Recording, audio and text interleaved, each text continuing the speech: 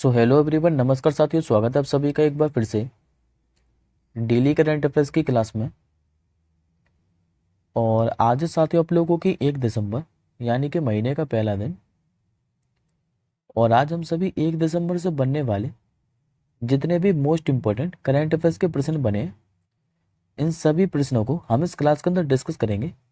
यदि साथियों आप लोग इनमें से किसी भी एग्जाम की तैयारी करते हैं तो ये जो आपकी करंट अफेयर्स की क्लास है सभी प्रतियोगी परीक्षाओं के लिए अति महत्वपूर्ण रहने वाली है।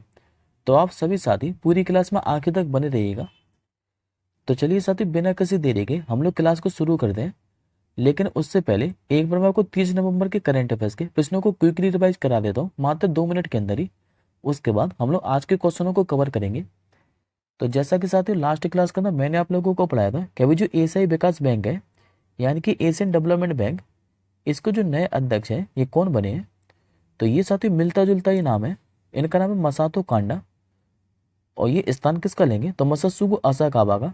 तो मसत्सुगु असाकावा से मिलता जुलता ही नाम है ये मसातो कांडा, तो याद रखिएगा।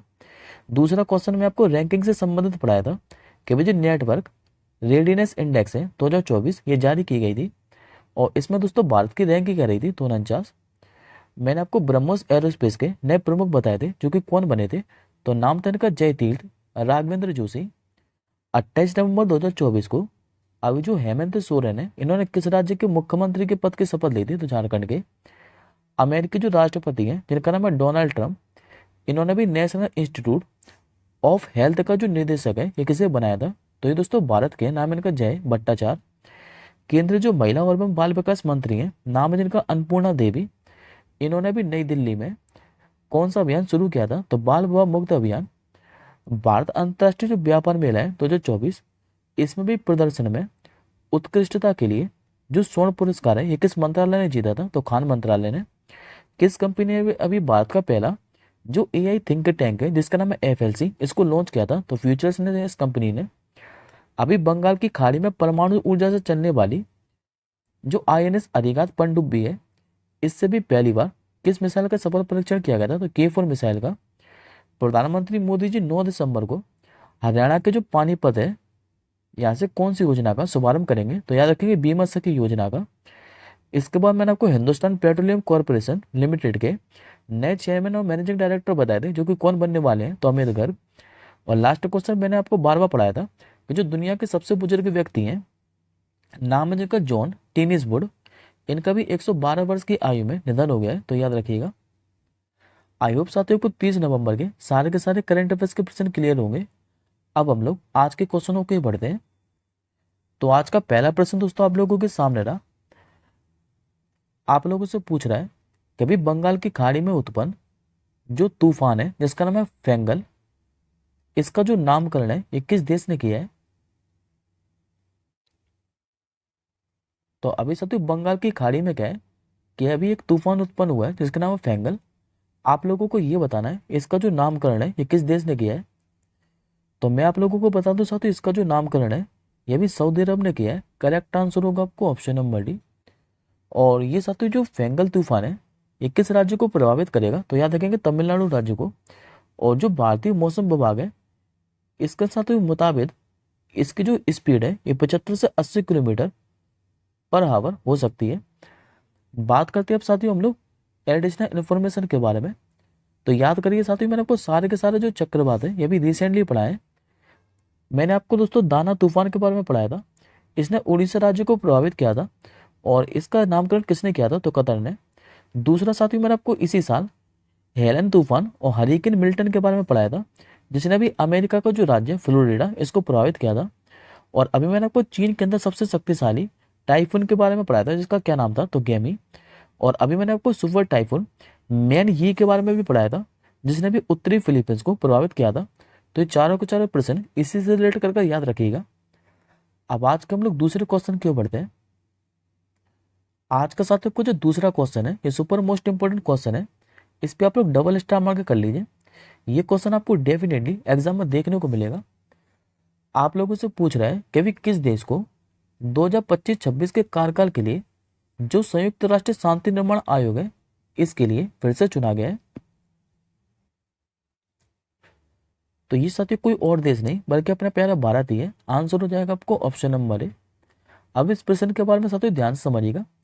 देखिए साथियों 2025-26 के कार्यकाल के लिए क्या है कि भी भारत को जो संयुक्त राष्ट्र शांति निर्माण आयोग है इसका फिर से अध्यक्ष चुन लिया गया है। हालांकि साथियों भारत का जो वर्तमान पद है 31 दिसंबर को समाप्त होने वाला था। अब बात करते साथियों हम लोग संयुक्त राष्ट्र शांति निर्माण आयोग के बारे में।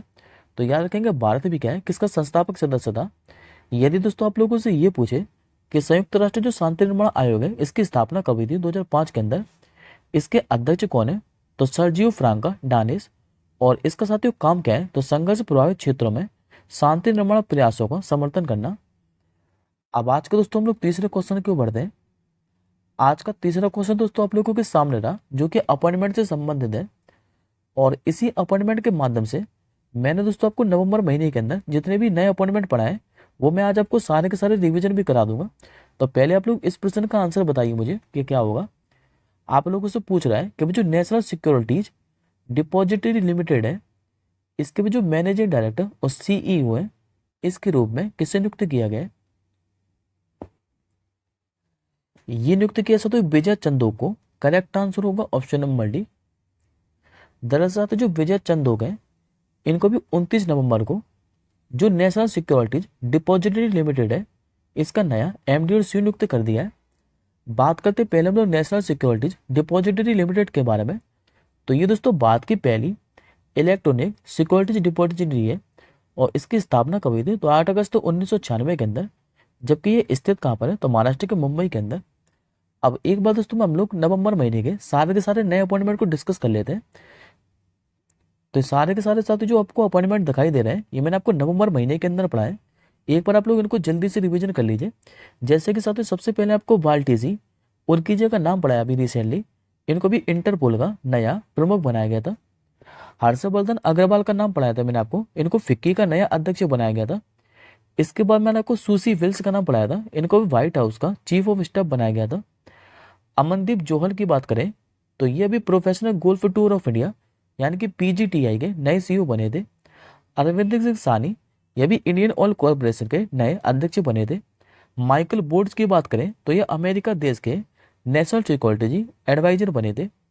आशीष खन्ना का नाम भी पढ़ाया था मैंने आपको नवंबर महीने में ही, इनको अंतर्राष्ट्रीय जो सौर गठबंधन है यानी कि इंटरनेशनल सोलर अलायंस इसका नया महानिदेशक बनाया गया।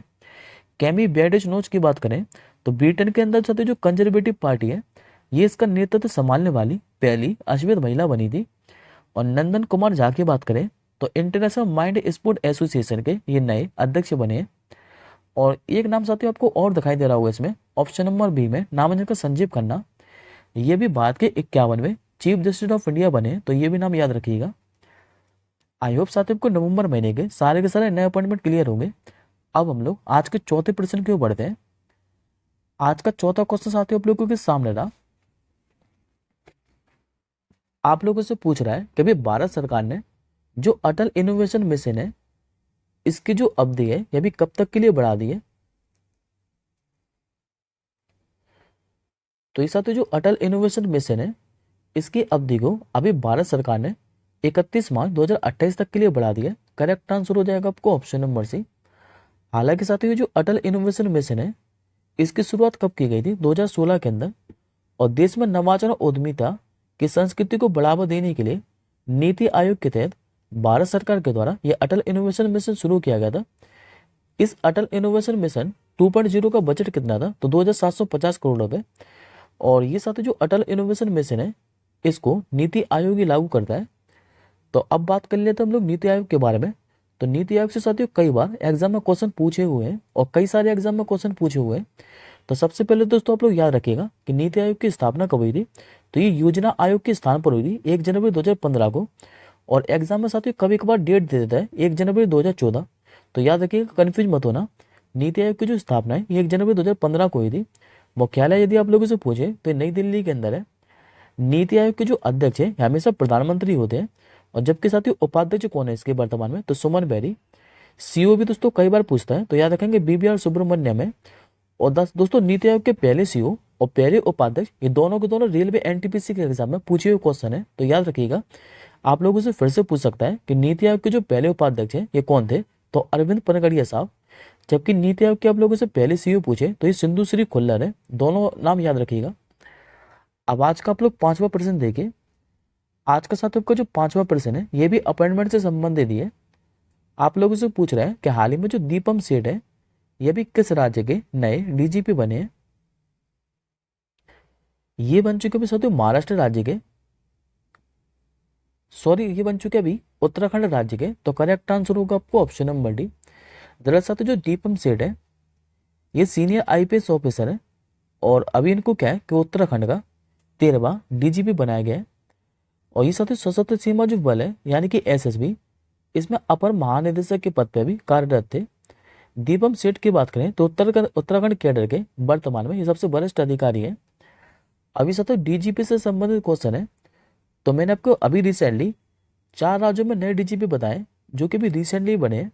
सबसे पहले मैंने अभी आपको रिसेंटली कैलाश मकवाना का नाम पढ़ाया था, इनको भी मध्य प्रदेश का नया डीजीपी बनाया गया था। रश्मि शुक्ला का नाम अभी मैंने आपको पढ़ाया 2 दिन पहले, ये भी महाराष्ट्र राज्य की नई डीजीपी बनी है। बिहार के भी मैंने आपको नए पुलिस महानिदेशक बनाए थे जो कि कौन बने थे, श्री आलोक। और जम्मू कश्मीर के नए पुलिस महानिदेशक ये भी मैंने आपको बताए थे, ये कौन बने थे, तो नलिनी प्रभा। ये चारों के चारों नाम इसी से रिलेट करके याद रखिएगा। अब आज का आप लोग 6वां क्वेश्चन देखिए। आज का साथियों को जो 6वां क्वेश्चन है ये मिशन से संबंधित है। आप लोगों से पूछ रहा है कि अभी इसरो कब यूरोपीय अंतरिक्ष एजेंसी के जो प्रोबा 3 मिशन है इसको लॉन्च करेगा। तो ये दोस्तों 4 दिसंबर को लॉन्च करने वाला है। करेक्ट आंसर होगा आपको ऑप्शन नंबर बी। दरअसल 4 दिसंबर 2024 को क्या है कि जो इसरो है हमारा यानी कि इंडियन स्पेस रिसर्च ऑर्गेनाइजेशन, ये अपने पीएसएलवी एक्सएल रॉकेट का उपयोग कर प्रक्षेपित होने वाले जो यूरोपीय अंतरिक्ष एजेंसी है इसके प्रोबा 3 मिशन को लॉन्च करेगा। और ये साथी मिशन करेगा क्या, तो इस मिशन का जो उद्देश्य है एक कृत्रिम ग्रहण बनाकर सूर्य के जो कोरोना है इसका अध्ययन करना है। बात करते हैं हम लोग इसरो के बारे में। तो इसरो की स्थापना यदि आप लोगों से पूछे तो 1969 के अंदर हुई थी। मुख्यालय का इसका तो कर्नाटक की राजधानी बेंगलुरु के अंदर। और वर्तमान में इसके दोस्तों अध्यक्ष कौन है, तो नाम है इनका एस सोमनाथ। अब आज का आप लोग 7वां प्रश्न देखें। आज का साथियों को जो 7वां क्वेश्चन है ये भी महत्वपूर्ण है, इस पे भी आप लोग स्टार मार्क कर लीजिए। आप लोगों से पूछ रहे हैं कि अभी दूसरे कार्यकाल के लिए जो वर्ल्ड ट्रेड ऑर्गेनाइजेशन है यानी कि WTO, इसके महानिदेशक के रूप में अभी फिर से किसे नियुक्त किया गया है। ये बनाया गया साथियों नागोजी ओकोंजा इविला को। करेक्ट आंसर होगा आपको ऑप्शन नंबर डी। दरअसल जो नगोजी ओकोंजा इविला है इनको भी 4 साल के कार्यकाल के लिए जो वर्ल्ड ट्रेड ऑर्गेनाइजेशन है यानी कि विश्व व्यापार संगठन, इसके महानिदेशक के रूप में फिर से नियुक्त कर दिया है। हालांकि साथियों जो नगोजी ओकोंजा इविला है ये 2021 में वर्ल्ड ट्रेड ऑर्गेनाइजेशन की महानिदेशक बनी थी। और अब इनका जो नया कार्यकाल है ये कब से शुरू होगा, तो 1 सितंबर 2025 से। बात करते हैं हम लोग वर्ल्ड ट्रेड ऑर्गेनाइजेशन के बारे में यानी कि विश्व व्यापार संगठन के बारे में। तो ये दोस्तों एक अंतर सरकारी संगठन है जो कि अंतर्राष्ट्रीय व्यापार का निरीक्षण और सुविधा प्रदान करता है। स्थापना यदि आप लोगों से पूछे इसकी तो 1 जनवरी 1995 के अंदर हुई थी। और मुख्यालय कई बार पूछा गया, याद रखेंगे जिनेवा के स्विट्जरलैंड के अंदर है। वर्तमान में इसमें सदस्य देशों की संख्या कितनी है, तो 166। अब हम लोग आज के 8वें क्वेश्चन की ओर बढ़ते हैं। आज का साथियों पर जो 8वां क्वेश्चन है ये आप लोगों से हाल ही में भी कौन सा राज्य हस्तनिर्मित शिल्प को प्रमाणित करने के लिए जो मुहर पहल है यह भी शुरू कर रहा है। तो वैसे तो दोस्तों इस क्वेश्चन का जो आंसर है ये आप लोगों को इमेज में स्पष्ट दिखाई दे रहा है। ये जम्मू कश्मीर के उपराज्यपाल है, नाम है जिनका मनोज सिन्हा।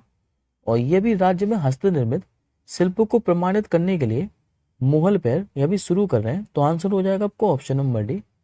और इस पहल का दोस्तों उद्देश्य क्या है, तो मैं आप लोगों को पहले ही बता चुका हूँ। हस्तनिर्मित शिल्प को प्रमाणित करने, वैश्विक पहचान सुनिश्चित करने और गुणवत्ता को बढ़ावा देने के लिए इस पहल की शुरुआत की जा रही है।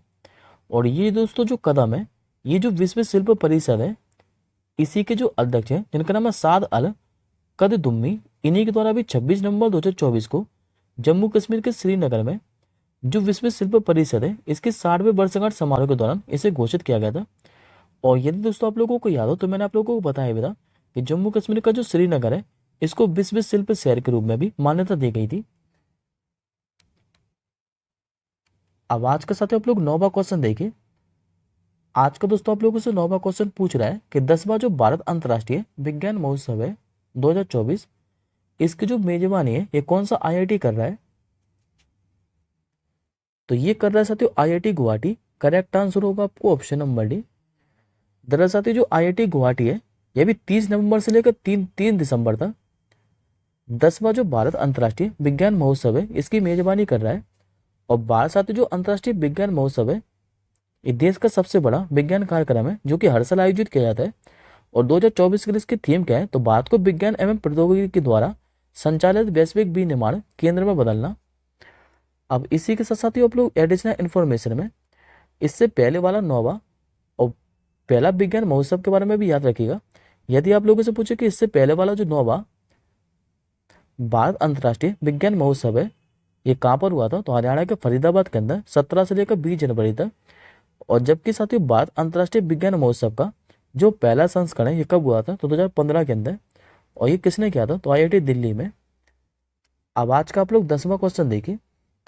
आज का दोस्तों आपका जो 10वां क्वेश्चन है ये आप लोगों से पूछ रहा है कि अभी अंडर 8 विश्व जो कैडेट शतरंज चैंपियनशिप है इसमें भी विश्व चैंपियन जो है ये कौन बने हैं? तो ये साथियों मात्र 8 वर्ष के हैं। नाम जिनका दीवित रेड्डी। करेक्ट आंसर होगा आपको ऑप्शन नंबर बी। अभी शतरंज में जो 8 वर्षीय हैं दीवित रेड्डी, इन्होंने दोस्तों भी इटली के जो मोंटे सिल्वानो है यहाँ पर अंडर 8 विश्व जो कैडेट शतरंज चैंपियनशिप है इसमें गोल्ड मेडल जीता है। और दीवित रेड्डी के बारे में पूछे तो इनका संबंध तेलंगाना राज्य से है। हालांकि साथियों इसी प्रतियोगिता में भारत के जो सात्विक सुवेन है इन्होंने सिल्वर मेडल जीता है। जबकि जो चीन के जिमिंग गो है इन्होंने जीता इसमें ब्रॉन्ज मेडल। अब एक बार दोस्तों आप लोग एडिशनल इन्फॉर्मेशन में देखिए ये सारे के सारे जो करंट अफेयर्स के प्रश्न है ये शतरंज से संबंधित है जो कि मैंने आपको रिसेंटली पढ़ाए थे। यदि आप लोगों को याद हो तो मैंने आपको 85वें शतरंज ग्रैंड मास्टर बताए थे जो कि कौन बने थे? तो P Shyam Nikhil. Chennai grand master 2024 का खिताब बताया था मैंने आपको इसी साल। ये किसने जीता था? तो अरविंद चिदम्बरम ने। और अभी फाइड कैंडिडेट में जीत हासिल करने वाले जो दूसरे भारतीय ये कौन बने थे? तो इस अभी विश्वनाथ आनंद के बाद गुकेश डी ये दूसरे भारतीय बने थे। अब आज के हम लोग आखिरी क्वेश्चन की ओर बढ़ते हैं जो कि आज का आपका 11वां क्वेश्चन है। आज का आपका 11वां क्वेश्चन आप लोगों से पूछ रहा है कभी जो अखिल भारतीय पुलिस महानिरीक्षकों का सम्मेलन है ये कहाँ पर आयोजित किया जा रहा है? तो इस बार साथियों इसका जो आयोजन है ये उड़ीसा के भुवनेश्वर के अंदर किया जा रहा है। करेक्ट आंसर होगा ऑप्शन नंबर डी। दरअसल साथियों जो अखिल भारतीय पुलिस महानिरीक्षकों सम्मेलन है यह भी 30 नवंबर से 1 दिसंबर तक उड़ीसा के भुवनेश्वर में आयोजित किया जा रहा है। और सम्मेलन में साथियों होगा क्या? तो राष्ट्रीय सुरक्षा चुनौतियों, पुलिस बलों की उभरती जिम्मेदारी पर ध्यान केंद्रित किया जाएगा। और साथ ही इसमें आंतरिक सुरक्षा, साइबर अपराध, माओवादी खतरे और जो कृत्रिम बुद्धिमत्ता है इस पर चर्चा भी होगी। और इस सम्मेलन में दोस्तों जो हमारे प्रधानमंत्री जी हैं यानी कि नरेंद्र मोदी जी ये भाग भी लेंगे। अब बात करते साथियों में एडिशनल इन्फॉर्मेशन के बारे में। तो ये भी साथियों मैंने आपको सम्मेलन अभी रिसेंटली पढ़ा है। आप लोग याद करिए मैंने आपको 19वां G20 शिखर सम्मेलन पढ़ाया था 2024 वाला। ये कहाँ पर आयोजित किया गया था? तो ब्राजील के रियो डी जेनेरियो के अंदर। इससे पहले मैं आपको COP29 के बारे में पढ़ाया था जिसका आयोजन कहाँ पर किया गया था? तो अजरबैजान के बाकू के अंदर।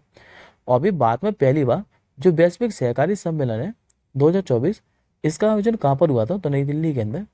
ये तीनों के तीनों क्वेश्चन इसी से रिलेट कर याद रखिएगा। अब ये साथियों आज का आपका क्वेश्चन ऑफ द डे है। और इस प्रश्न का आंसर मुझे आप लोग कमेंट बॉक्स के अंदर बताइएगा कि जो अंतर्राष्ट्रीय सहकारी संघ है इसी के द्वारा जो रोजडेल पायनियर पुरस्कार है यह भी किसने जीता है? इस प्रश्न का आंसर मुझे आप लोग कमेंट बॉक्स के अंदर बताइएगा। और एक बात साथियों, एक बार सोने से पहले आप लोग इस क्लास का रिवीजन जरूर कर लीजिएगा पीडीएफ के माध्यम से। पीडीएफ आपको हमारे टेलीग्राम ग्रुप पर मिल जाएगी। और टेलीग्राम ग्रुप का यदि लिंक पूछे आप लोगों से तो याद रखेंगे डिस्क्रिप्शन के अंदर है। अब हम जल्दी मिलेंगे अगली क्लास के साथ ही कल सुबह 4:30 बजे। तब तक के लिए जय हिंद, वंदे मातरम।